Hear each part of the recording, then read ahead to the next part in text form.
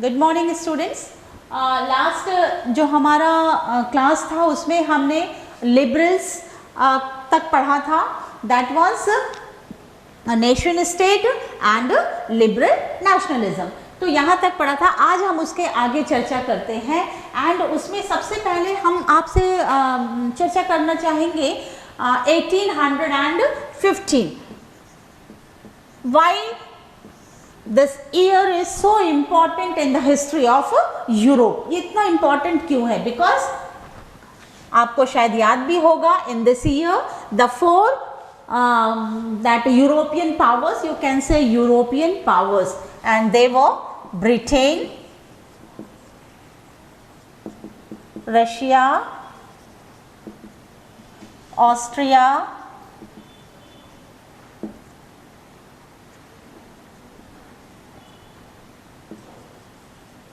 And Prussia. Collectively इन चारों जो कंट्री है, इन चारों कंट्री ने कलेक्टिवली किसके अगेंस्ट वॉर किया था?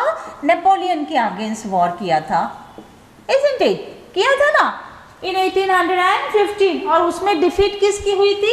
ही वॉज डिफीटेड एंड इनकी जीत हुई थी। और इसी समय 1815 में ही एक अलग सोसाइटी और यूँ कह लीजिए कंजर्वेटिज्म पीपल का जो है वो उदय होता है, एक स्पिरिट सोसाइटी में सामने निकल कर आता है। सो इन 1815 कंजर्वेटिव्स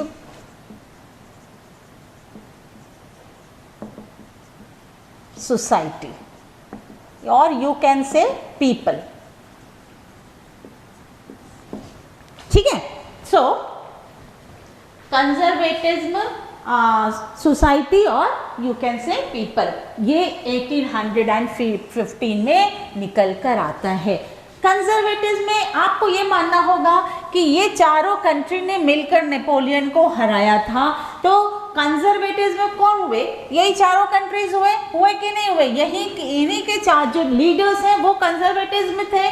तो इन्होंने जो है समाज में या उस टेरिटरी में या उस कंट्री में अपने पावर को और स्ट्रॉन्ग करना चाहा। अब कैसे स्ट्रॉन्ग करना चाहा उस पर हम चर्चा करते हैं। तो उससे पहले थोड़ा सा हम और एक चर्चा करेंगे। एक टॉपिक हम लास्ट सेशन में हम डिस्कस नहीं कर पाए थे, that was treaty of Vienna. It's very important students, treaty of Vienna. Treaty of Vienna क्या है?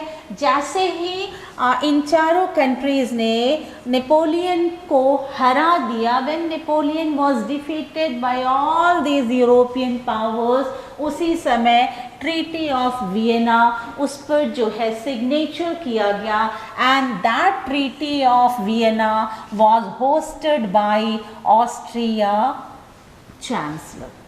ऑस्ट्रिया के जो चांसलर हैं उनके द्वारा ये होस्ट किया गया ट्रीटी ऑफ वियना। एंड वो चांसलर कौन थे? He was Duke Metternich. He was a chancellor of Austria. उन्होंने जो है होस्ट किया था, he hosted that congress, where in Vienna. कहाँ पे होस्ट किया था? Vienna. Vienna is the part of Austria, Austria का पार्ट है। And now Vienna is the capital of Austria, Austria का कैपिटल है। तो अब ये what is treaty of Vienna? ये ट्रीटी ऑफ वियना क्या है? कुछ तो होगा जो हमारा डील हुआ है, जो हमारा समझौता हुआ है, जो हमारा एग्रीमेंट। जब डील होता है या किसी भी चीज़ को लेकर, किसी भी इशू को लेकर, तो उसमें कुछ मुद्दे रहते हैं ना, कुछ ऑब्जेक्ट्स होता है कि नहीं? इश्यूज होता है। वो क्या इश्यूज थे? किन किन ऑब्जेक्ट्स पर, किन किन इश्यूज पर ये ट्रीटी ऑफ वियना का जो है डील किया गया? चलिए हम चर्चा करते हैं दैट ऑब्जेक्ट्स। तो अब ये ट्रीटी ऑफ वियना, क्या क्या उसके ऑब्जेक्ट्स थे? सबसे पहला था नेपोलियन ने जब 1789 में जब वॉर किया था तो उसमें एक बर्बन डायनेस्टी हुआ करती थी, BOURBON, बर्बन डायनेस्टी। तो ये जो ट्रीटी ऑफ वियना के क्या क्या ऑब्जेक्ट्स थे, तो सबसे पहला ऑब्जेक्ट हम लोगों ने चर्चा किया था अपने पिछले क्लास में कि 1789 में जब नेपोलियन ने वॉर किया था, हमला किया था फ्रेंच रेवोल्यूशन में, तो सबसे पहले नेपोलियन ने क्या किया था, जो बर्बन डायनेस्टी है, जो बर्बन डायनेस्टी है उसको टोटली उसने क्या किया कर दिया था, ओवरथ्रो कर दिया था, टोटली जो है खत्म कर दिया था। लेकिन जितने भी कंजर्वेटिव पीपल थे, conservative people means the people from Britain, Russia, Austria and Prussia, उन्होंने अगेन जो बॉर्बन डायनेस्टी है उसको क्या किया, रीस्टोर किया। दे रीस्टोर्ड बॉर्बन डायनेस्टी। उन्होंने कहा नहीं, बिकॉज वाई उन्होंने बॉर्बन डायनेस्टी को रिस्टोर किया, because they believed in monarchial system. वो एकदम दे वो टोटली फेवर इन मोनार्कियल सिस्टम, उनको राजतंत्र ही चाहिए था। एंड यहाँ पे कंजर्वेटिव का मतलब ही आ जाता है। यदि हम कंजर्वेटिव का मतलब आपको समझाएं तो हिंदी में इसको कहेंगे रूढ़िवाद, है ना, रूढ़िवाद कहते हैं। अब रूढ़िवाद का मतलब क्या है, जिसको मॉडर्न, जिसको चेंजेस पसंद नहीं है, जिसको क्या पसंद है, वो पुराना जो हमारा ट्रेडिशनल कल्चर हो गया, ट्रेडिशनल सिस्टम हो गया, वो पसंद है। देवर कंजर्वेटिव पीपल। तो यहाँ पर ये जो कंजर्वेटिव पीपल थे उनको मॉडर्नाइजेशन बिल्कुल पसंद नहीं था। जो फ्रांस का मॉडर्नाइजेशन नेपोलियन ने किया था वो उनको बिल्कुल पसंद नहीं था। इसके बाद उनको मोनार्कियल जो सिस्टम है वही चाहिए था, इनको डेमोक्रेसी बिल्कुल नहीं चाहिए था। तो इन्होंने डायरेक्ट, उनका सिर्फ एक ही एम था कि हमें अगेन यूरोप में मोनार्कियल सिस्टम को लाना है। मोनार्कियल सिस्टम को लाना है मतलब जितने भी इनके जो पुराने ट्रेडिशंस थे उनको क्या करना होगा, रिस्टोर करना होगा, उसको फिर से लाना होगा समाज में। तो इसके लिए इन्होंने कहा, जो हमारे लिबरल्स थे, इसके पहले हम लोगों ने चर्चा किया था, जो हमारे लिबरल्स थे उन्होंने क्या डिमांड रखा था कि बहुत सारा जो है विशेष अधिकार, स्पेशल पावर्स जो है हमारे चर्चेस को दिया गया है, उसको रिमूव किया जाना चाहिए। लेकिन जो हमारे कंजर्वेटिव पीपल थे उन्होंने कहा नहीं, ये स्पेशल जो राइट है ये इनको मिलना चाहिए, इनका एक विशेष स्थान है, स्टेटस है सोसाइटी में, और इसी कारण जो है इनको वो स्पेशल राइट मिलनी चाहिए। देन इसके बाद इसमें से कंजर्वेटिव पीपल में भी कुछ ऐसे लोग थे जो मॉडर्नाइजेशन के फेवर में थे। इनमें भी कॉन्फ्लिक्ट शुरू हो गया। कुछ लोग तो मॉडर्नाइजेशन के फेवर में थे, वो कहते थे नहीं, मॉडर्नाइजेशन होनी अच्छी बात है। अब मॉडर्नाइजेशन होनी अच्छी बात है क्यों उनको लगा, क्योंकि जब नेपोलियन ने अपना सिविल कोड बनाया था, उस सिविल कोड में उसने फ्यूडल सिस्टम को, देन उसने गिल्ड सिस्टम को, इस सब सिस्टम को क्या किया था, रिमूव किया था। एंड जब guild system and feudal system को वो रिमूव करता है तो वो बहुत ट्रेडिशनल सिस्टम है, बहुत पहले से चली आ रही है, सामंती प्रथा, दास प्रथा, श्रेणी प्रथा। तो जब मॉडर्नाइज किया था फ्रांस को, तो कुछ जो हमारे कंजर्वेटिव पीपल थे वो उनका मानना था कि नहीं, ये बहुत अच्छी चीज़ है मॉडर्नाइजेशन। सो मॉडर्नाइजेशन के अंतर्गत ये जो गिल्ड सिस्टम है, ये जो आपका फ्यूडल सिस्टम है, ये जो आपका सेंट्रल एडमिनिस्ट्रेटिव सिस्टम है, जो सेंट्रल एडमिनिस्ट्रेटिव सिस्टम था ना, उसका जो उन्होंने क्या किया था, थोड़ा सा मॉडिफिकेशन किया था उसको। तो वो सब जो नेपोलियन ने किया था, दैट वॉज वेरी गुड। उसको आप लोग एज इट इज़, उसमें बिल्कुल आप लोग जो है चेंज मत कीजिएगा, उस सिस्टम को एज इट इज़ रहने दीजिए। तो ये कुछ कंजर्वेटिव पीपल का अपना ओपिनियन था।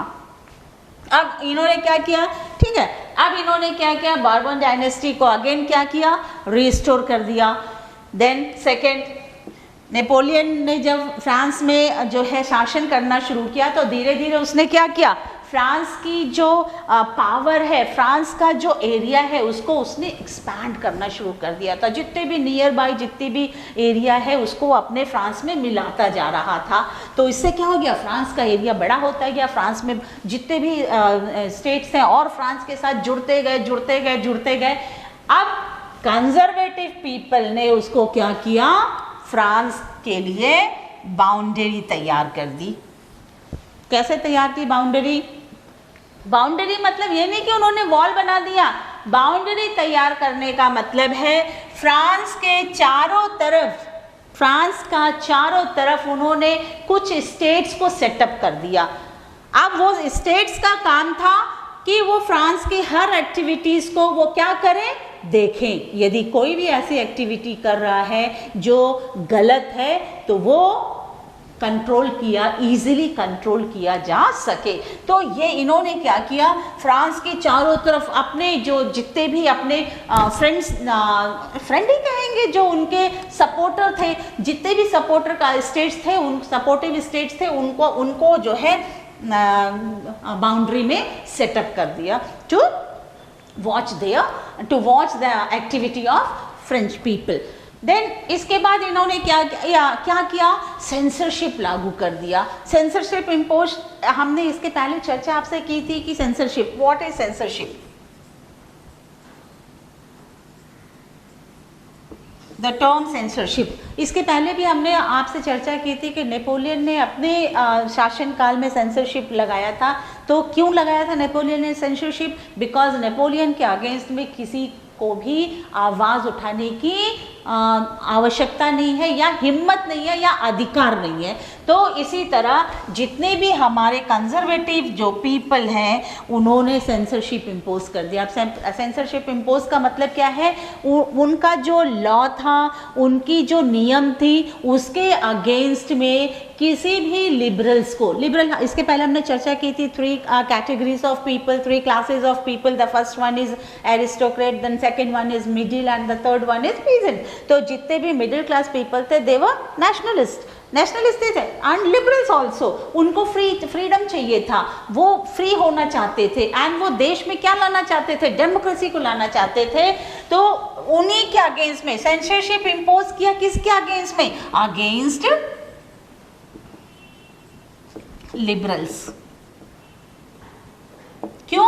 क्योंकि लिबरल से उनके अगेंस्ट में आवाज उठाएंगे कि आप जो ये काम कर रहे हो ये टोटली क्या है, नहीं होना चाहिए, ये गलत काम है।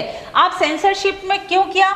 यदि सपोज लिबरल्स उनके अगेंस्ट आवाज उठाते थे तो उनको या तो मार दिया जाता था या उनको जेल भेज दिया जाता था। अब यहाँ पे 2 ग्रुप के बीच में क्लैशेस शुरू हो गया। कौन कौन से 2 ग्रुप आ गए? Conservative people and liberal people. अब यहाँ पे कंजर्वेटिव का मतलब क्या है?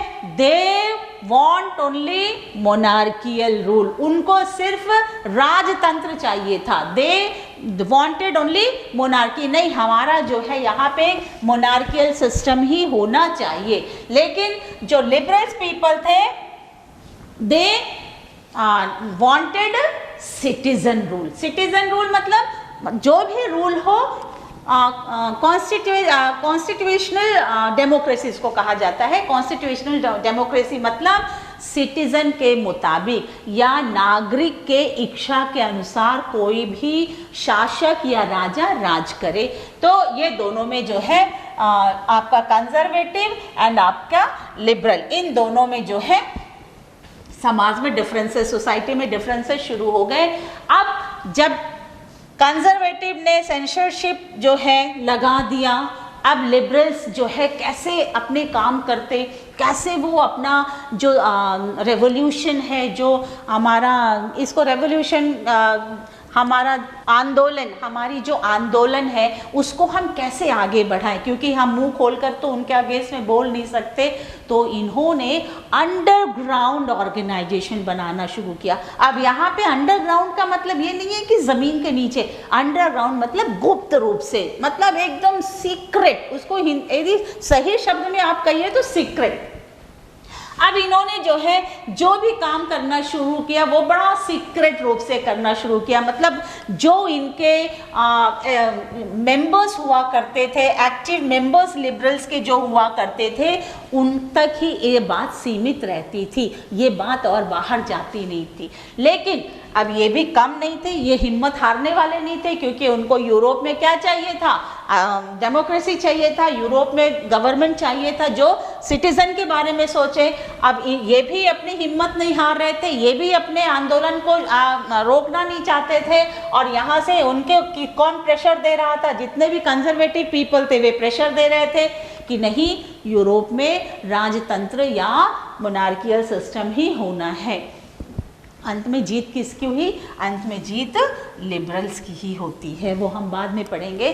तो अब लिबरल्स ने क्या किया, जितने भी सीक्रेट सोसाइटी बनानी शुरू कर दी, और सीक्रेट सोसाइटी बनाने के साथ साथ जो भी इनके जो फ्रेंड स्टेट्स थे, फ्रांस के साथ जर्मनी आ गया, फ्रांस के साथ पोलैंड आ गया, फ्रांस के साथ जर्मनी आ गई, एंड फ्रांस के साथ स्विट्जरलैंड आ गया, ये सारे जितने भी इसके फ्रेंड्स स्टेट्स थे या कंट्रीज थी, ये सारे इनके साथ जुड़ते चले गए, मेंबर्स बनते चले गए, और इन्हीं में से एक बहुत ही फेमस नाम आता है, दैट इज मैजिनी। तो एक नाम उभर कर आता है, दैट वाज मैजिनी। ठीक है, ये जो है कहाँ के रहते हैं? He was basically belong to Italy. He was basically belong to Italy. ये जो है इनका जन्म होता है 1807। 1807 में इनका जन्म होता है, और जो हमारे लिबरल्स हैं उनका संघर्ष या उनकी फाइट किसके अगेंस्ट हो रही थी? कंजर्वेटिव पीपल के अगेंस्ट में हो रही थी। And in the mean time Mazzini जो है उसमें बहुत ही एक आप कह लीजिए बहुत ही एक्टिव लीडर के रूप में ये आते हैं। एंड इन्होंने at the age of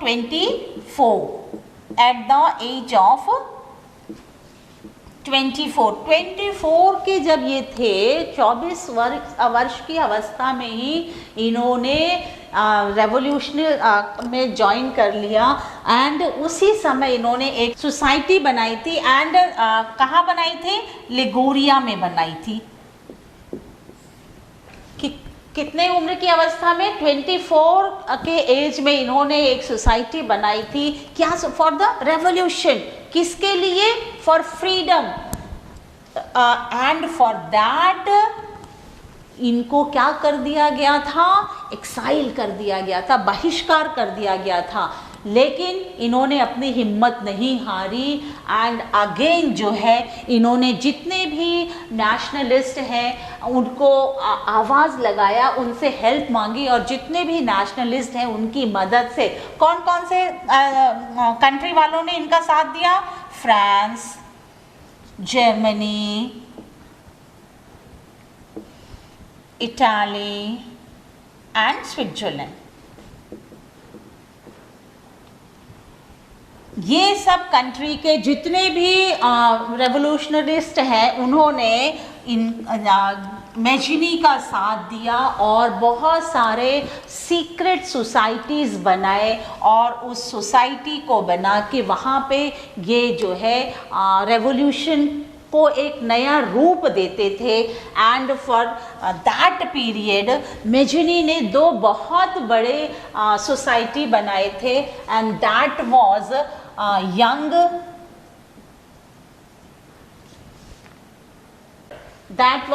young Italy and young Europe.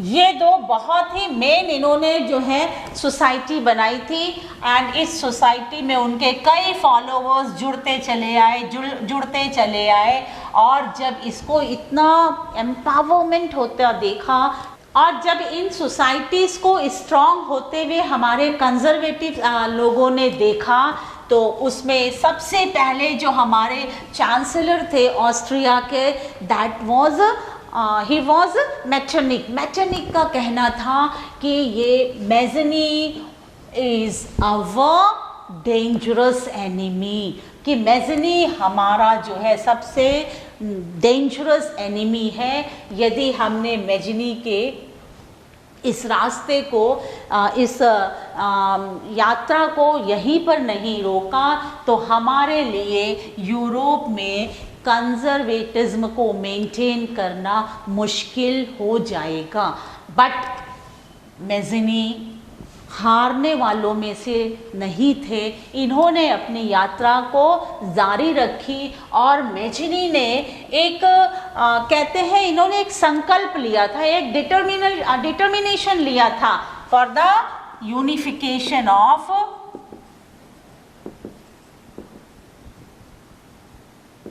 Italy.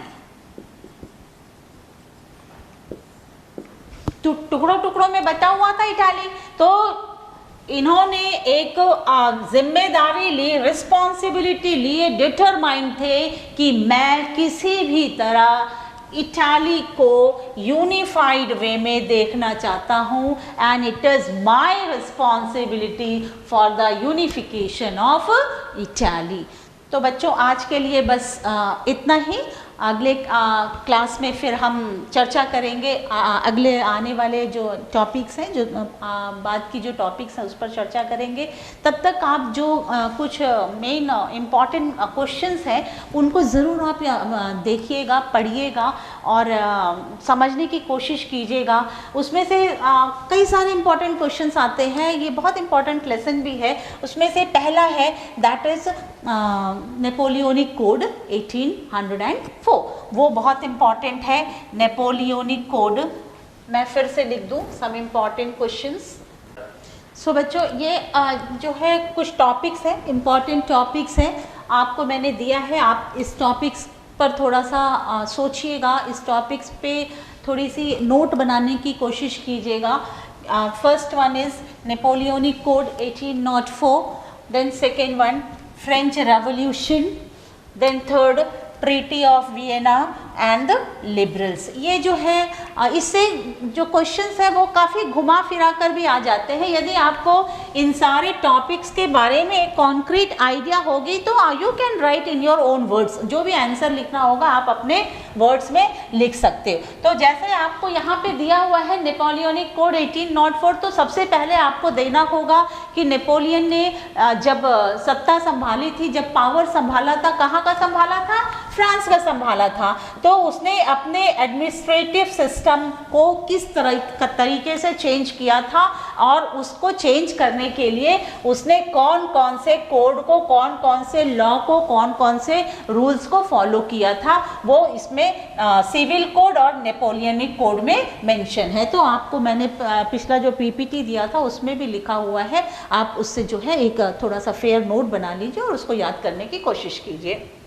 Then French revolution, French revolution जो है दैट वॉज स्टार्टेड इन 1789। अब फ्रेंच रेवोल्यूशन को स्टार्ट करने के लिए, क्योंकि पहले वहाँ पे मोनार्कियल सिस्टम हुआ करता था, अब जब हमको वहाँ पे रेवोल्यूशन स्टार्ट करना है, वहाँ पे हमारा आंदोलन स्टार्ट करना है, लेकिन वहाँ पे नेशन स्टेट नहीं था, मतलब आपस में हमारा कोई यूनिटी नहीं था, हम आपस में एक दूसरे के साथ मिलकर नहीं रहते थे, हमारी आइडेंटिटी नहीं थी। तो हमको सबसे पहले क्या करना था, वहाँ पे लोगों को क्या करना था? यूनाइट करना था। और यूनाइट करने के लिए जो वहाँ के लीडर्स हैं, जो वहाँ के लिबरल्स हैं, उन्होंने कौन कौन सी चीज़ों को बताया था या कौन कौन सी चीज़ों से लोगों के अंदर देश प्रेम की या नेशनलिज्म की जो स्पिरिट है उसको क्रिएट की थी। तो हमने जो बताया था ला पैट्री एंड ले सिटिजन, देन इसके बाद ये गिल्ड सिस्टम रिमूव हुआ था, देन इसके बाद आपका जो है लोगों का जो है फ्रेंच रेवोल्यूशन में सेंट्रल एडमिनिस्ट्रेटिव जो सिस्टम है उसको थोड़ा सा रिन्यू किया गया था। देन ये बहुत सारी चीज़ें हैं, मैंने आपको बताया था कि फ्रेंच रेवोल्यूशन में क्या क्या है, वो सारी आप थोड़ी सी उसकी नोट बना लीजिएगा। देन इसके बाद आज हमने चर्चा किया treaty of Vienna. Treaty of Vienna किसके किसके बीच होता है? वो 4 जो कंट्री हैं उनके बीच जो है एक एग्रीमेंट होती है, उस एग्रीमेंट में वो साइन करते हैं और वो ट्रीटी ऑफ वियना साइन होने के बाद ही कौन से सोसाइटी का जन्म होता है वो आपको लिखना है। कौन से सोसाइटी दो रहते हैं, एक जो है लिबरल सोसाइटी रहता है और एक दूसरी जो है कंजर्वेटिव सोसाइटी रहती है। तो ट्रीटी ऑफ वियना जो है वो साइन होने के बाद ही कंजर्वेटिव सोसाइटी का उदय होता है, फॉर्म होता है। एंड वो कंजर्वेटिव सोसाइटी में बेसिकली वो जो चारों कंट्री हैं जिन्होंने ट्रीटी ऑफ वियना साइन किया था एग्रीमेंट, उस चारों देश के लोग ही बेसिकली होते हैं। देन लास्ट है लिबरल्स। लिबरल्स कौन थे? लिबरल्स का क्या मोटिव था, उनका क्या गोल था? इनका क्या था? फ्रीडम, है ना। और ये फ्रीडम के लिए इन्होंने क्या क्या किया सोसाइटी के लिए, इनका क्या क्या एक्टिविटीज़ था, कौन क्लास के पीपल थे। तो लिबरल्स के बारे में आप छोटी सी 5-6 लाइन की जो है एक नोट बना लीजिएगा। सो ये कुछ इम्पॉर्टेंट टॉपिक्स हैं, वो कभी कभी CBSE में पूछ लिए जाते हैं। सो आज के लिए बस इतना ही बच्चों। नेक्स्ट क्लास में हम नेक्स्ट टॉपिक की चर्चा करते हैं। Till then goodbye, thank you.